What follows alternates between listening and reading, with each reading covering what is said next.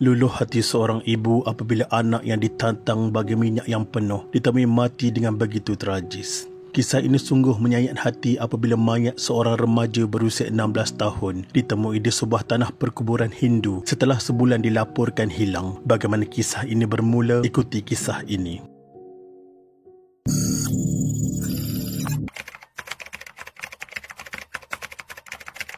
Seorang remaja perempuan berusia 16 tahun ditemui mati dalam keadaan tragis, dipercayai dibunuh sebelum mayatnya dikerat dan dibakar di dua lokasi berasingan pada Isnin 4 Julai 2011.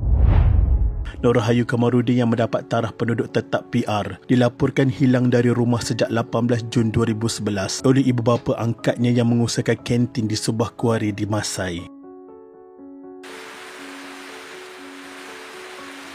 Pada petang hari kejadian, Ayu pulang ke rumah meminta wang saku RM70 kerana dia tinggal bersama ibu angkatnya di Skudai. Hari itu juga merupakan kali terakhir keluarga melihat dia masih hidup. Remaja perempuan itu dikatakan hilang dari tapak pembinaan berhampiran tempat kerja bapanya di Pekan Seri Alam di Masai selepas dihantar pulang teman lelakinya jam 2 pagi pada 14 Jun 2011.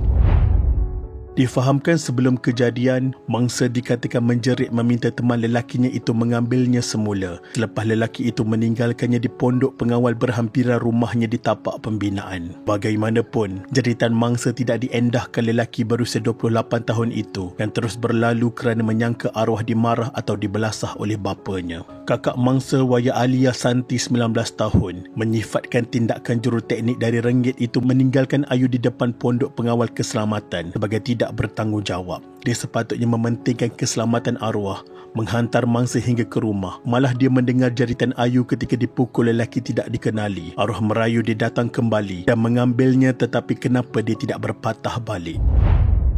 Seorang lelaki dikenali sebagai Adi yang dikatakan adalah teman lelaki mangsa berkata dia memang mendengar Ayu meraung ketakutan dan ketika itu dia mendengar suara seorang lelaki menjerit selain bunyi enjin motosikal dan salakan anjing. Pada mulanya, dia beranggapan Ayu dimarahi bapanya disebabkan pulang lewat malam dan membiarkannya tanpa menyangka Ayu sebenarnya merintih kerana sedang diserang pembunuhnya.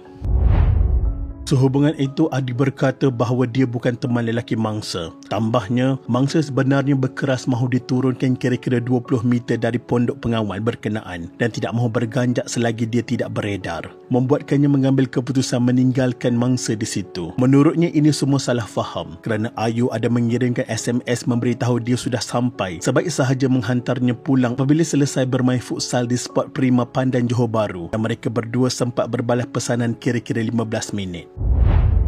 Sementara itu, teman lelaki Ayu Nur Syah Syarif 19 tahun dari Kota Tinggi berkata dia terkilan kerana tidak menghubungi semula Ayu pada malam kejadian mangsa dilaporkan hilang. Katanya, Ayu ada menghubunginya kira-kira jam 12.30 tengah malam namun panggilan itu tidak dijawab. Malah dia ada membuat panggilan semula pada kira-kira jam 3 pagi tetapi telefonnya sudah tidak dapat dihubungi lagi sehingga keesokan harinya.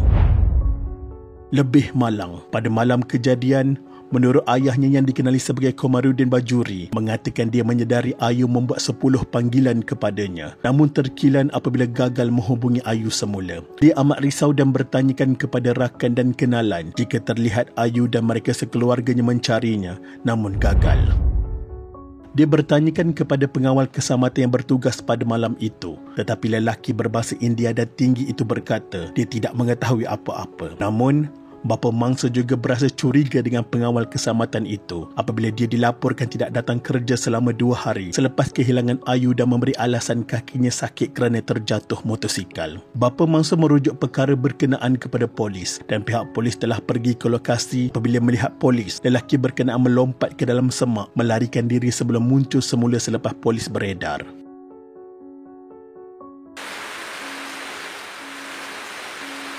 Pada 4 Julai 2011, pihak polis menerima satu laporan daripada orang awam tentang penemuan rambut dan tulang manusia. di sebuah tanah perkuburan Hindu di Masai. Bertindak atas laporan tersebut, polis menghantar unit forensik dan beberapa anggota untuk mengesahkan laporan tersebut. Misteri kehilangan mangsa terjawab apabila polis menemui beberapa anggota badannya yang dikerat dan dibakar di dua lokasi termasuk di tanah perkuburan Hindu di Masai dan di ladang sawit di Sungai Tiram, Ulu Tiram. Polis turut menemui serpihan tulang selain pakaian milik mangsa. Susulan hal itu, mayat mangsa dihantar ke Hospital Sultanah Aminah untuk dibedah siasat.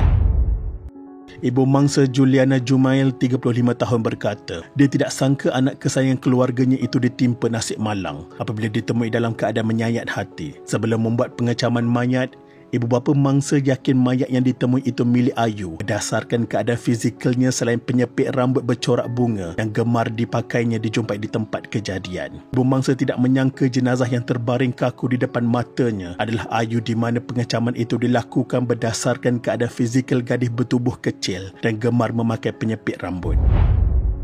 Keluarga kandung Ayu juga diminta ke hospital untuk membuat ujian DNA. Ibu angkat mangsa meminta pihak polis berusaha sehingga tertangkapnya penjenayah tersebut. Menurut ibu angkat mangsa, Nurhayu dan anak perempuan sulungnya berkawan rapat sejak mereka berusia 13 tahun kerana Ayu sering kali bermalam di rumah mereka kerana kesempitan hidup. Bapa kandung mangsa sering bertukar pekerjaan dan tidak mempunyai pendapatan yang tetap. Sehingga ke saat ini, anak sulungnya itu tidak dapat menerima kenyataan yang kawan karibnya telah tiada. Dia banyak menghabiskan masa sendirian di dalam bilik dan enggan bercakap dengan sesiapa pun.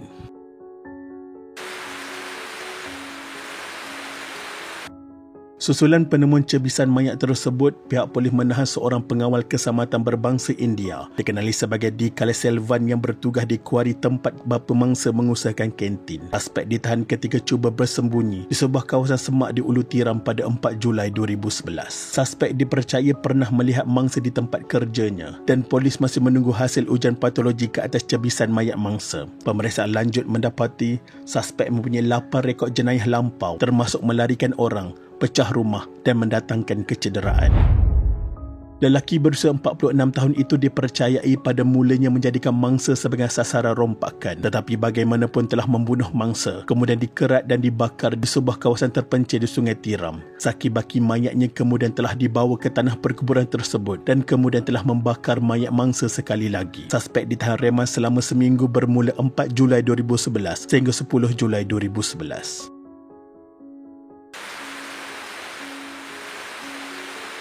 Sementara itu, bapa mangsa mendakwa Ayu menyampaikan amanah arwah melalui mimpi lepas dia melakukan solat hajat untuk meminta petunjuk. Dalam mimpi tersebut, Ayu meminta tolong untuk meminta maaf kepada rakan sekolah dan guru selain amanat supaya jasadnya yang masih gentayangan disempurnakan. Ayah mangsa juga reda dengan ujian Allah dan tidak berprasangka buruk dengan kejadian yang menimpa mangsa selain menerima hakikat kemungkinan Ayu dipanggil pulang olehnya kerana dia beranggapan mungkin Allah mengambil mangsa akibat dia tidak menjalankan tugas sebagai ayah yang baik. Dalam pada itu, ibu mangsa Umidah Setu, 49 tahun, merayu kepada pihak berkuasa supaya mencari kepala anak mereka secepat mungkin sebelum boleh mengkebumikan jasadnya dengan tenang. Pada 7 Julai 2011, pihak polis berjaya menemui semua cebisan mayat termasuk tengkorak sekaligus mempercepatkan urusan pengebumian. Berita mengenai penemuan hampir semua cebisan jenazah sedikit sebanyak mengubat kerinduan keluarga dan melegakan kerana dapat mengebumikannya dengan sempurna. Tengkorak remaja perempuan berkenaan ditemui di ladang kelapa sawit di Sungai Tiram, Ulu Tiram, iaitu lokasi sama sebagai anggota tubuhnya ditemui sebelum ini. Pada 8 Julai 2011, keluarga membuat tuntutan di hospital sebelum melakukan solat jenazah di Surah Al-Ikhlas di Pulai Utama selepas selesai solat Jumaat.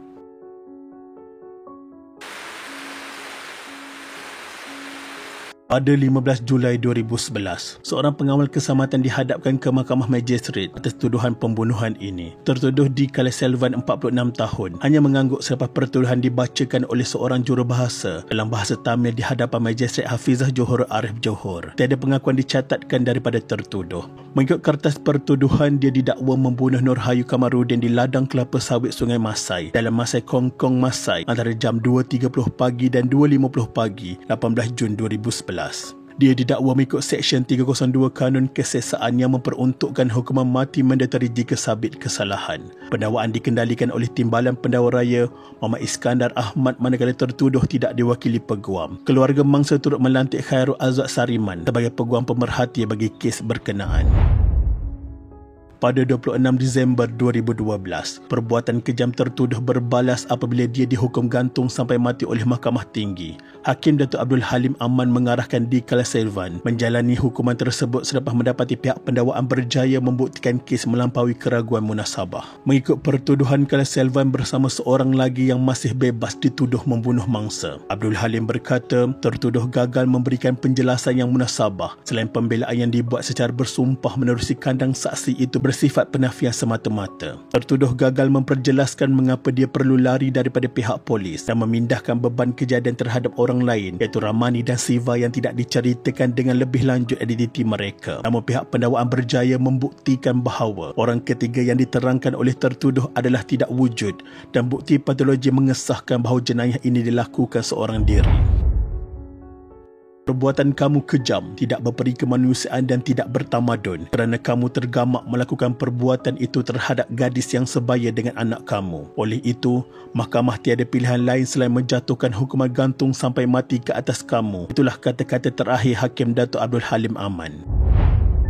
Pada 28 Ogos 2015, Mahkamah Persekutuan mengekalkan hukuman mati terhadap tertuduh yang ketika itu sudah pun berusia 50 tahun. Panel 5 anggota yang dipengerusikan oleh Presiden Mahkamah Rayuan Tan Sri Muhammad Rauf Sharif secara sebulat suara menolak rayuan akhir tertuduh terhadap sabitan kesalahan dan hukuman mati yang dikenakan terhadapnya. Anggota panel lain terdiri daripada Hakim Mahkamah Persekutuan Tan Sri Abdul Hamid Ambong, Tan Sri Hassan Lah, Tan Sri Abu Samah Nordin dan Datuk Ramli Ali. Kala Selvan diwakili Peguam Maniam K. Marapan, manakala pendakwaan dikendalikan oleh Timbalan Pendakwa Raya Tengku Amir Zaki Abdul Rahman. Maka dengan itu, Mahkamah memutuskan bahawa Dikala Selvan didapati bersalah dan dihukum gantung sampai mati. Maka berakhirlah kes pembunuhan ini. Tragis, sungguh tragis. Tiada apa yang dapat diungkap dengan kata-kata perbuatan tertuduh kepada mangsa. Buat ibu bapa di luar sana, jagalah anak gadis sebaik mungkin. Betullah kata orang bijak pandai, jaga sekandang lembu lebih mudah daripada menjaga seorang gadis. Semua kisah ini dijadikan pengajaran. Kita mendoakan roh Allahyarhamah Nur Rahayu Kamaruddin diampunkan segala dosa dan ditempatkan dalam kalangan orang-orang yang beriman. Al-Fatihah.